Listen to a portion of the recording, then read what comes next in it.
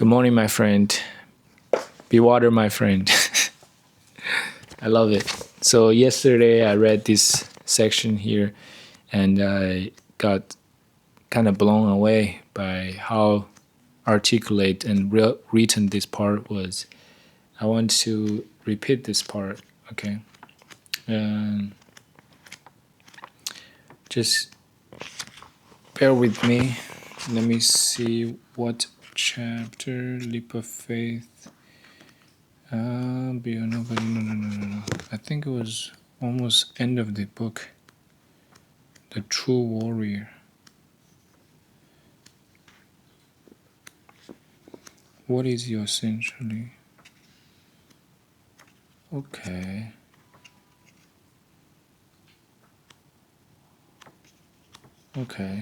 Couldn't find it. You're safe. You feel powerful. Pace quickens. It's simple. Oh yeah, here. Bridging the gap. I love that. Let me repeat this section here. In martial arts, there's a concept known as bridging the gap. The gap, most simply, is the space between you and your target or opponent. Whoever can bridge this gap most efficiently and effectively without getting caught in harm's way themselves is the one with the higher skill and or the best kung fu. In martial arts, there are many tools you must have in your kit to do this well. You must have great mobility, quick footwork that can move in any direction. You must have a great sensitivity, being able to read your opponent and his movements by being fully present and responsive to the slightest changes in condition. You must have a great sense of timing, being able to find the perfect pockets of ingress that you can easily slip into. You must have great understanding, an ability to bring all your experience to bear. And you must have great spontaneity, being able to move at a moment's notice without telegraphing your movement ahead of time. It should be a seamless interplay of presence and movement. As my father said, in order to achieve oneness of movement and true flow, the gap between movements should be bridged. But how do we apply this to life? What gap are we trying to bridge there? In martial arts, we are trying to bridge the gap that exists between us and our targets, and in life, that means everything that we interact with, such as our goals, our dreams, our relationships, and our work. We want to bring the same martial... Sorry. I need to close the laptop so it saves battery. We want to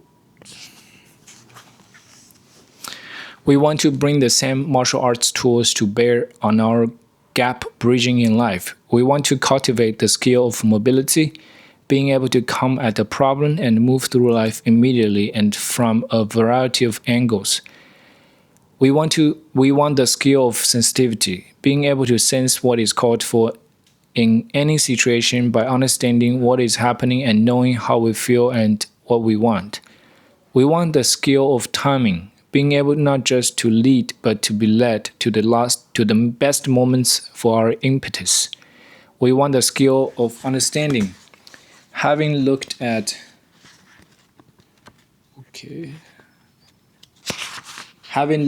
and learned from our past experiences so that we can bring what wisdom we have attained to the situation. And we want the skill of spontaneity, being able to act in our best interest with full naturalness and immediacy, without being bogged down by too much thought.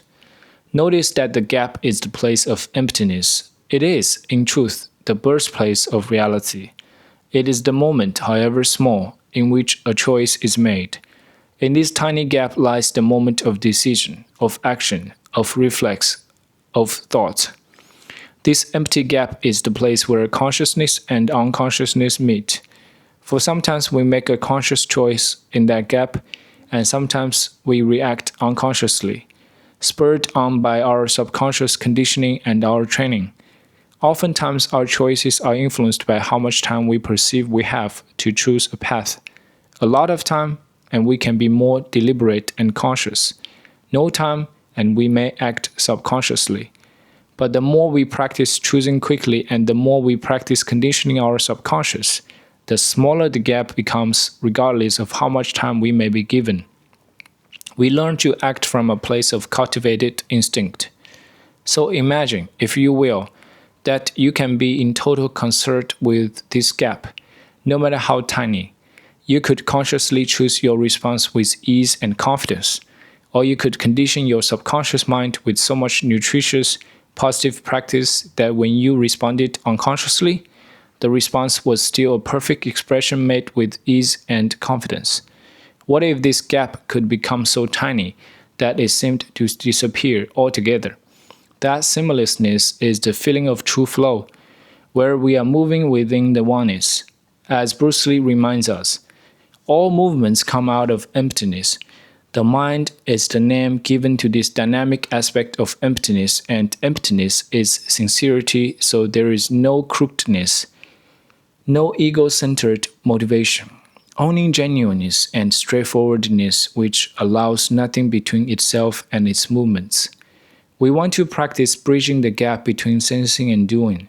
I say sensing rather than thinking because traditionally, to think implies the analytical mind and does not include intuition, instinct, feeling, and the subconscious. Up to this point, we have been discussing how to develop the whole body as the sensing instrument to work in lockstep with the mind. And now we are looking at how to shorten the response time between sensing and doing, such that thought and action become the oneness of expression. What we are aiming for is for there to be no dislocation in the movements. They are done with flowing continuity like the movement of a river that is forever flowing without a moment of cessation or standing still. How do we do this? Well, this is where the instruction manual needs to be written by you. Through all of your practice and discovery, you will have started to develop a sense of what works best for you.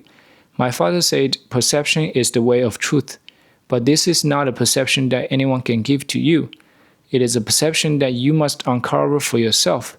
It comes from effortless and pliable awareness upon which you can act immediately because you have done the work to know yourself intimately, and because you are willing to fully live and stand by your actions. Freedom is something that cannot be preconceived. To realize freedom requires an alert mind, a mind that is deep with energy, a mind that is capable of immediate perception without the process of graduation, without the idea of an end to be slowly achieved.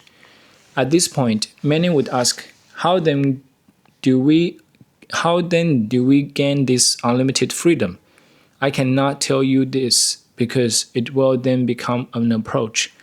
Although I can tell you what it is not, I cannot tell you what it is. That, my friend, you will have to find out all by yourself.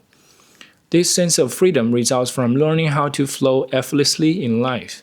The effort we do apply is that of training, of working on ourselves so that more and more we can become more whole and choose how we respond and participate in the rapid unfolding of life with a growing sense of ease. We get to stop overthinking so much and let naturalness become the norm.